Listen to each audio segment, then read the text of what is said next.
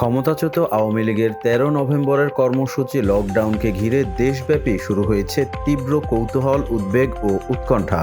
জনমনেও উঠেছে নানা প্রশ্ন। অনেকে ভাবছেন এই কর্মসূচির মধ্য দিয়েই দলটি রাজনৈতিক প্রত্যাবর্তনের ইঙ্গিত দিচ্ছে। আবার কেউ কেউ এও বলছেন এই কর্মসূচি কেবলই ফ্যাসিস্ট দলটির শক্তি পরীক্ষার একটি ধাপ। ইতোমধ্যেই রাজধানী সহ দেশের গুরুত্বপূর্ণ এলাকায় মোতায়েন করা হয়েছে সেনাবাহিনী ও আইনশৃঙ্খলা বাহিনীকে, যারা বিচারিক ক্ষমতাসহ মাঠে রয়েছে। ১১ নভেম্বর জামাত নেতৃত্বাধীন ইসলামী জোটের কর্মসূচি ঘিরে পরিস্থিতি আরও উত্তেজনাপূর্ণ হয়ে উঠেছে। রাজনৈতিক বিশ্লেষকদের মতে লকডাউন কর্মসূচির সময় সেনাবাহিনীর উপস্থিতি সরকারের দৃঢ় অবস্থানকেই নির্দেশ করে। বিশেষ করে ১৩ নভেম্বর ট্রাইব্যুনালে শেখ হাসিনার বিরুদ্ধে মানবতাবিরোধী অপরাধের মামলার রায়ের তারিখ ঘোষণার দিন হিসেবে নির্ধারিত, যার পরিপ্রেক্ষিতেই লকডাউনের ডাক দিয়েছে সাবেক ক্ষমতাসীন দলটি।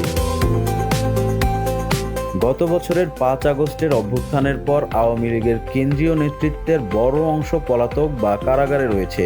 দলটি কার্যত ভেঙে পড়লেও সাম্প্রতিক সময়ে বিভিন্ন স্থানে ছোট ছোট ঝটিকা মিছিল দেখা গেছে, যা নতুন করে রাজনৈতিক উত্তাপ ছড়িয়েছে। রাজনৈতিক বিশ্লেষকরা বলছেন আসন্ন জাতীয় নির্বাচন যেন কোনোভাবেই ব্যাহত না হয়, সেটাই এখন অন্তর্বর্তী সরকারের প্রধান লক্ষ্য। সাবেক ক্ষমতাসীন দল যদি এই নির্বাচন ঠেকাতে চায়, তাহলে পরিস্থিতি আবারও অস্থিতিশীল হতে পারে বলে তারা আশঙ্কা করছেন।